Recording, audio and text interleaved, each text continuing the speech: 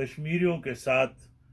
ہمارے دل دھڑک رہے ہیں اور ہمارے جذبات بالکل ایک ایک کشمیریوں کے ساتھ ہیں،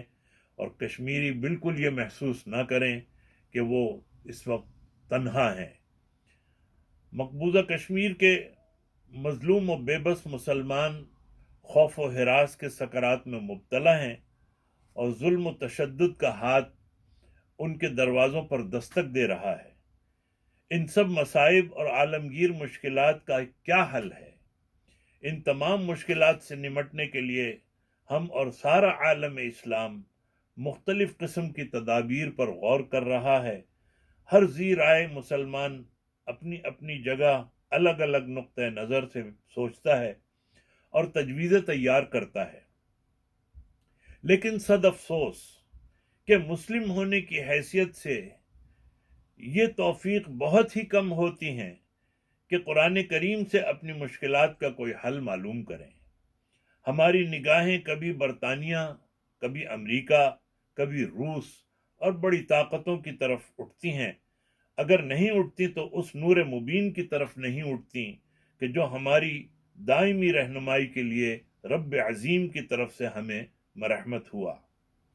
وہ ہے اللہ کا راستہ، قرآن کریم کا راستہ، صبر و تقوی کا راستہ۔ قلت تعداد و اسباب کے باوجود اگر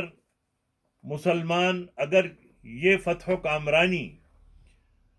کی صورت ہے تو اس کا دار و مدار صرف قادر مطلق کی نصرت پر ہے،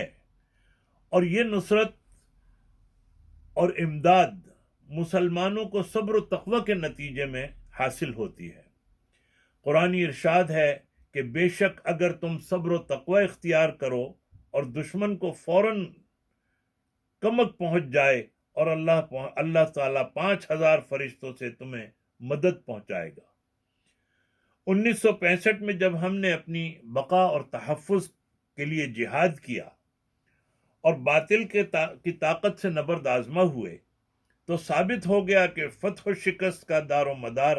اسباب و ذرائع کی کثرت و قلت پر ہرگز نہیں، اور کوئی بھی جنگ مہیب و ہلاکت خیز ہتھیاروں کے بلبوتے پر نہیں جیتی جا سکتی۔ خود ہمارے جرنیل اس اعتراف پر مجبور ہوئے کہ ہم نے یہ جنگ ہرگز عددی برتری اور اسباب کی فراوانی کی بنیاد پر نہیں جیتی، یہ جنگ مضبوط کیریکٹر، بہترین ڈسپلن، بلند حوصلے اور خدا پر بے پناہ اعتماد کی بدولت جیتی گئی ہے۔ علامہ شبیر احمد عثمانی رحمۃ اللہ علیہ نے 1949 میں فرمایا تھا کہ میں کوٹ کر رہا ہوں، ایک اور اہم ترین مسئلہ ہمارے سامنے کشمیر میں ریفرینڈم کا ہے۔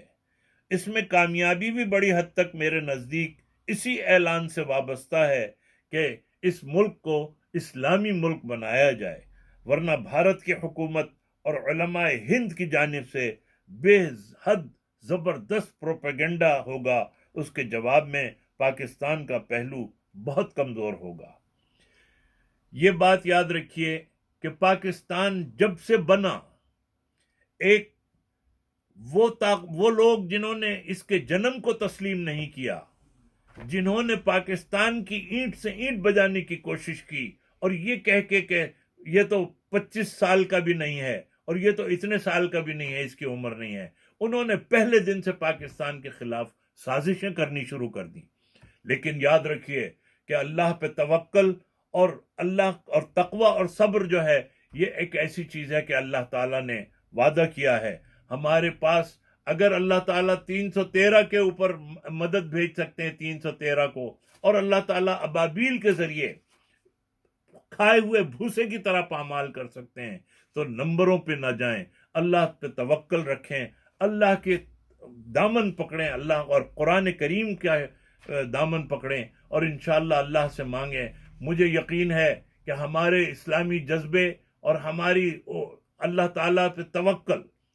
مین چیز یہ ہے کہ اللہ پہ توکل ہو تو ہمارے لیے سامنے کوئی کتنی بڑی طاقت ہو، اللہ تعالیٰ اس سے نمٹ لیں گے۔ اور کشمیری بہن بھائیوں اور بچوں کو، سب کو میں یہ کہتا ہوں کہ اللہ پر توکل رکھیں، اللہ سے مانگیں، اللہ سے کوئی کتنی بڑی طاقت ہو، چاہے مودی کا باپ بھی آ جائے اور کوئی کیسی طاقت ہو، لیکن کوئی بال بھیکا نہیں کر سکتا انشاءاللہ۔ اللہ تعالیٰ آپ لوگوں کے ساتھ ہے، ہم لوگوں کے ساتھ ہے، اور انشاءاللہ پاکستان کی فوج بھی بالکل تیار بیٹھی ہے کہ اگر کسی قسم کی کوئی آنکھ بھی اٹھا کے دیکھی کشمیر کی طرف تو انشاءاللہ آپ ہمیں اپنے ساتھ پائیں گے۔ وآخر دعوانا ان الحمد للہ رب العالمین۔